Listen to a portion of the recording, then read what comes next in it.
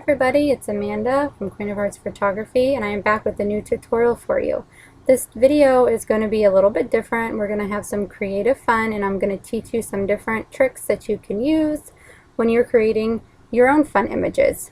This is a photo that I actually took indoors, and I take a lot of photos with my phone, a lot of macro shots with my phone. I post them onto my Instagram, and I'll link my Instagram down below if you're interested in seeing that. But I was taking pictures of this flower here, and I decided to get out my big girl camera just for fun, and I brought it into Photoshop and I played around with it and I did some fun stuff with it. So I wanted to show you guys how I did it and what I did. And I actually took this photo and made it look like I had taken it outdoors. We're going to change the background color, we're going to add some clouds. I give it a lot of vintage touches because I wanted it to be more of like a fine arts type of piece. And then I am going to show you, I'm going to give you a sneak peek at our new product releasing here very soon, like within the next 2 weeks. So if you want to see the new product, stick around because we're going to be using some of that in this image. So let's get started. The first thing I want to do is change the background color, of course. So I'm going to come down here and I am going to right click and duplicate our layer.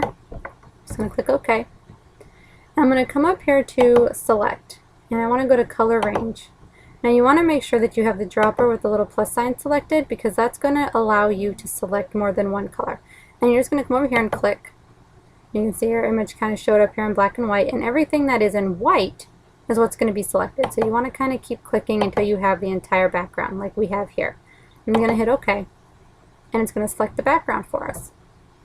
So the next thing I'm going to do is come over here and get my paintbrush.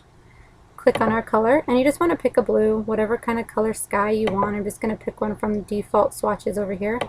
Hit OK, and I'm just going to paint over this. I'm going to lower the opacity, so I know it's a bit intense right now, but I will lower it down a little bit.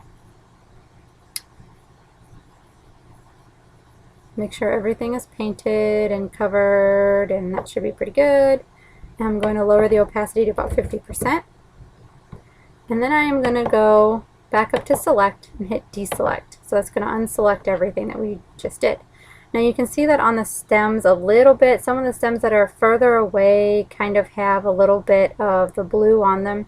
You could go through and you could go ahead and erase that off with a layer mask. But after we add all of our finishing effects, it's just not going to be that noticeable and it doesn't really bother me. So I'm not going to take the time to do that in this image. The next step I'm going to add is I really want the sky to be more of a vintage blue. So I'm going to run an action from the Chic and Shabby set, which is my vintage sky brush. Actually, let's go ahead and merge these layers first. There we go.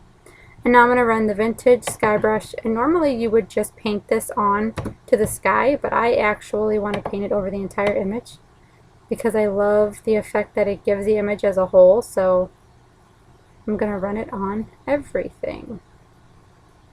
Just paint it on, and now you can see it really has a much more vintage effect to it. Before, after. I'm going to go ahead and I'm going to flatten that. I'm going to run another vintage action. I'm going to run Carnival. I really want this to have a very vintage effect, if you can't tell. Okay, so there it is. The before and the after takes it to like next level vintage, right? I'm going to go ahead and I'm going to flatten that. And the next thing I'm going to do is I'm going to run the oil painting brush from the Back to Basics set because I want to give it like a painting type effect, more of like an artsy type effect. Now normally you run this and paint it onto the background of the image.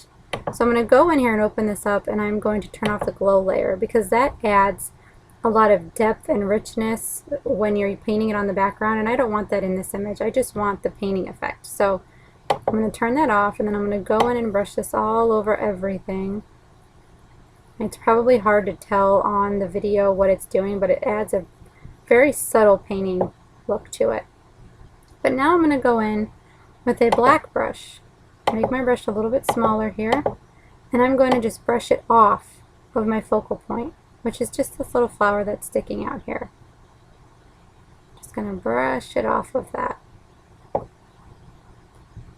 Now if you're not sure what you're brushing on and what you're brushing off, or what you have brushed on and off, you can just look down here at your layer mask. Okay, so whatever is white is what you have painted on, and whatever is black is what you have painted off. Okay, so I'm going to go ahead, I'm going to flatten that. And the last layer, or the last action that we're going to run is from the heirloom set. And I'm going to run the floral matte because I just want to add a little bit of a matte filmy type effect to it. So there we go. There's the before, there's the after. It kind of dulls out the highlights a little bit. Just adds a little bit of a matte. I'm going to go ahead and leave that action as is and flatten it. Now, the next thing we're going to do is add in the clouds. And all I'm going to do for that is take this photo here of clouds that I took. I don't even know when, over the springtime last year or summertime or whatever. And I'm actually going to leave this as a download so you guys can have it as a free download if you want to use it. And you're just going to drag and drop it. I'm going to lower it so it's out of my way. And then I'm going to hit Control-Alt-T so I can transform it. There we go. I'll turn it. Actually, I'm not going to turn it. I'm going to leave it horizontal because I want the clouds to look more natural. They look more natural if you just leave in the image the way that it is.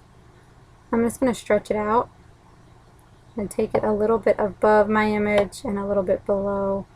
And then all you have to really do is just kind of move the clouds around to where you want them. I actually think that's pretty good. Where it is. Oh, no, no, no, no. Okay, here we go. Now for some reason, whenever I try to transform my images, it makes a copy layer, and I don't know how, I don't know why it does that, and I cannot figure out what setting I have it on. If you know, please tell me because I would love to fix this. Anyway, here's our cloud layer, and I'm going to change the blending mode to soft light. And now we have our clouds. You could go in and you could erase off the flowers if you want to, but as you can tell, you can't really see it on this image at all, so it's not really a big deal. So before, after. So I'm just going to leave it. Now, the last things we're going to do are we are going to add in the new product. And the new product is going to be a second series to our best-selling enchanting light overlays. They are easily our best-selling product, and I started working on a second set over the summertime, and I've finally completed them. And so we are going to use a couple of them in this image. I'm going to give you a preview of what the new set looks like. Here it is. It's going to have 40 overlays in it. As you can see, all the new sun flares, and we're going to use a couple of them in this image here. So I'm just going to drag and drop. I'm going to turn this, trying to make it even. It's the worst part. Come on. Well, it probably won't. Probably won't be able to make it even. Anyway, stretch it out to fit your image. If you don't know how to work overlays, you can overhang them a little bit if you want. I usually do. Sometimes, depends on where I want it, I guess. Hit OK. And then you're going to change the blending mode to screen, because then the black will disappear and you will be left with this sun flare. So before, after, I'm actually going to add in another one. This one right here, sun flare number 16. This is probably my favorite out of all of them. Once again, I'm going to turn it around. You hear some noises in the background. It's my dog. She's digging in what I don't know. A bag behind me. Anyway, we're going to stretch this out. I'm going to overhang it just a little bit so that way the sun flare comes out into the corner a little bit more. And hit the check mark. I think I'm going to lower the opacity of this one though. Change the blending mode to screen. And I'm going to lower it to probably like 70%. So it's not quite as intense. So there's the before and the after. I love the sun rays. They're so pretty. Okay, now the last one I'm going to add is I'm going to add in one of these rainbow rings here, just for an added touch. I'm going to make this a bit bigger. Bring it on down to like right about here. Hit OK. I'm going to change the blending mode to screen, of course. And the first thing I'm going to do is I'm going to come up to filter, blur, Gaussian blur, And I'm going to blur this out a little bit. Actually, I like that's pretty good. I'm going to hit OK. I'm going to lower the opacity to probably like 50% or so, maybe even less than that, I guess. I want it to be very subtle. And the last thing I'm going to do with this rainbow is I'm going to add a layer mask in here. And I'm going to click on my gradient tool over here and make sure that it's the first gradient that you have here. And then I'm going to bring it down, pull it down. And what that's going to do is it's going to kind of, I don't know if you can see, like it kind of erases what's up here and leaves down here, but it's going to be like a gradual fade. I want it to kind of go with the sun actually, so I'm going to do it a little bit at an angle. Once I have it where I like it, that's a bit better. So you can barely see it. It's just a very subtle touch right down, get my pointer right down here a little bit. And our image is complete. And this is what we started with over here. And this is what we ended with.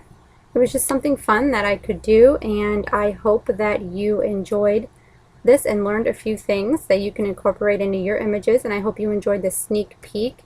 If you haven't already signed up for our newsletter, do so you can be one of the first people to know when the new sunflares come out, because they will be on sale the first week that they are released. And I hope that you enjoyed this, and until next time, I will talk to you guys later. Bye!